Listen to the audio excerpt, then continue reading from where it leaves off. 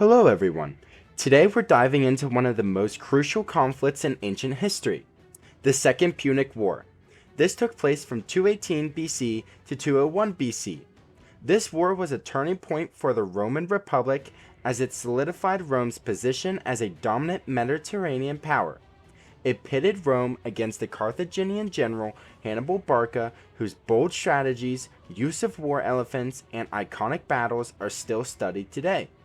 Rome's resilience, innovative tactics, and eventual triumph in this war shaped the trajectory of Western civilization. To begin, we are going to break down Rome's key battles, strategies, and the soldiers who fought to defend the Republic. The outbreak of the Second Punic War began due to tensions between Rome and Carthage after the First Punic War. Hannibal's capture and destruction of the Roman-aligned city of Saguntum in 219 BC sparked conflict. When Hannibal famously crossed the Alps in 218 BC with 102,000 troops, including cavalry and around 37 elephants, he brought the war to Roman soil. Despite the challenging journey, Hannibal's arrival in Italy marked the beginning of a series of devastating defeats for Rome. The Battle of Trebia in 218 BC was the first major clash.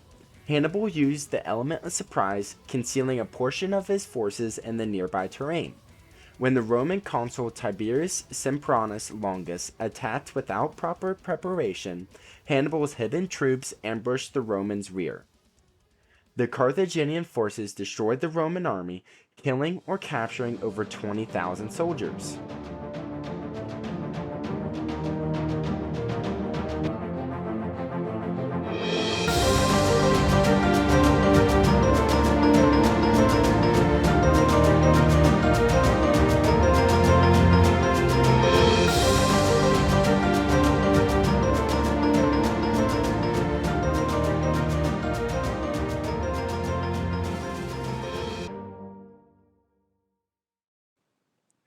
Roman soldiers, known as legionaries, wore chainmail armor called lorica hamata, bronze helmets, and carried rectangular shields called scudum. Their primary weapons were the gladius, a short sword, and the pilum, a heavy throwing spear. Despite their excellent equipment, poor tactics doomed them in this battle.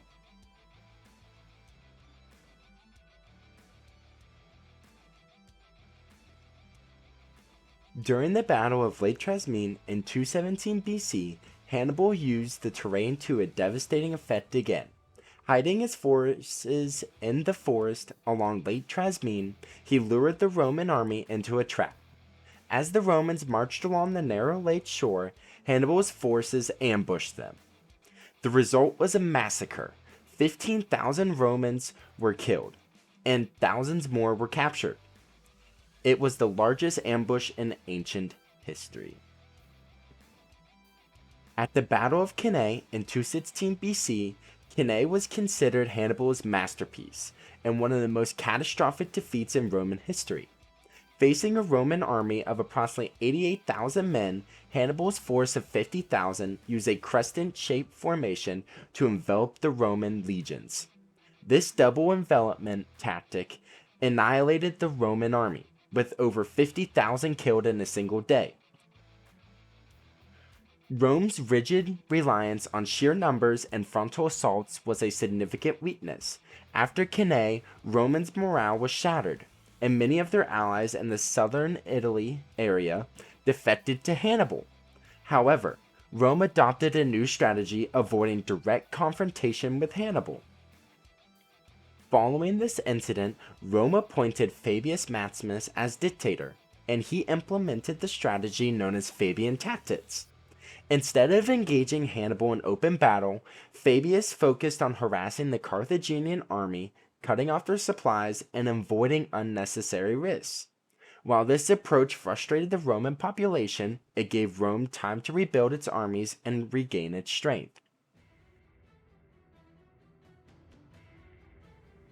One of the most significant Roman victories occurred when Hannibal's brother, Hasdrubal, attempted to bring reinforcements from Spain. This was during the Battle of Metaurus in 207 BC.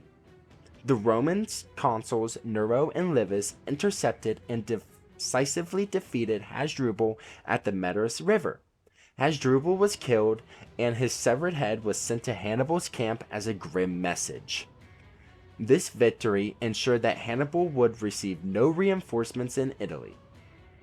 The next major event was Spisio Africanus in Spain and North Africa. While Hannibal remained in Italy, Rome shifted its focus to Spain and North Africa.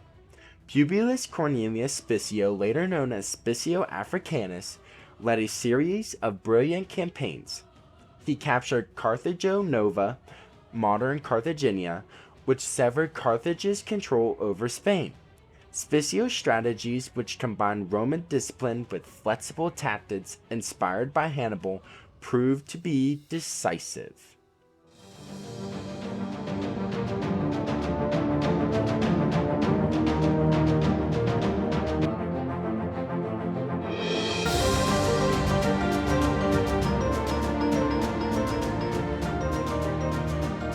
The Second Punic War ended with the Battle of Zama in North Africa in 2002 BC. Spisio Africanus, now leading the Roman forces, faced Hannibal himself. The Romans fielded approximately 35,000 men against Hannibal's 40,000, which included war elephants. Spisio cleverly neutralized the elephants by creating gaps in his lines, allowing the animals to pass harmlessly through.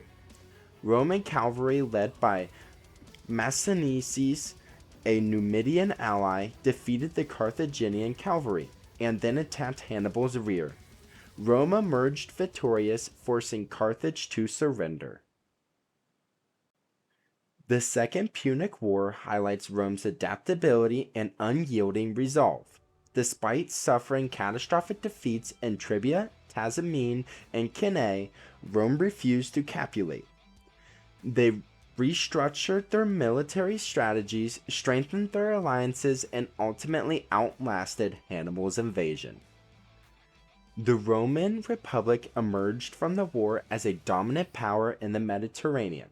The tactics developed by Spisio Africanus influenced military strategy for centuries.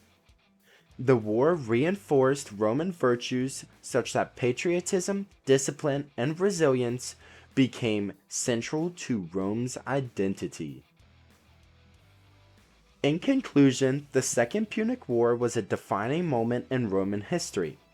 Through defeats and triumphs, Rome showcased its determination to adapt and survive. Hannibal may have been one of the history's greatest generals, but Rome's strategic innovations and unwavering spirit ensured its ultimate victory. Thank you for watching, and I hope this exploration of Rome's role in the Second Punic War has provided you with a deeper understanding of its pivotal chapter in Western civilization.